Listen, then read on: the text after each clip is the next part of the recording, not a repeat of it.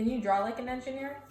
Today we're going to try drawing like an engineer as for a Sensata DIY home STEM experiment.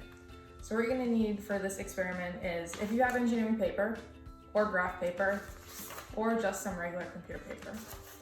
You're also going to need a pencil, a ruler or some form of straight edge, and then something fun to draw.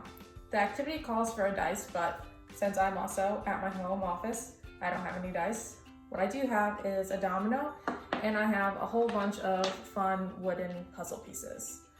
So if you don't have a dice, what you want to do is just look around your house and try to find a fun piece that could be a little bit complicated to draw if you want to start off with something complicated. Legos work really well and building blocks. And this activity can be tailored from pre-K all the way to 12th grade, depending on if you pick a domino or a more complicated part. So the first thing you want to do is decide what you're going to draw. So I'm going to draw this part right here. And I'm going to start with an orthographic projection. So the main reason why, as an engineer, drawings are so important is because it's how we communicate to the outside world what we want our design to look like.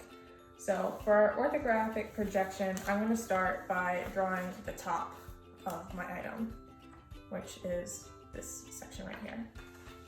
I'm then going to go ahead and draw the front of my item, which would be this view. The last view I'm going to draw for an orthographic projection is the side, which would be looking at my wooden puzzle piece like this way. So I've now drawn my piece in a 2D using 3 different views, but I still can't really see what this part looks like if I were to ask someone to make it.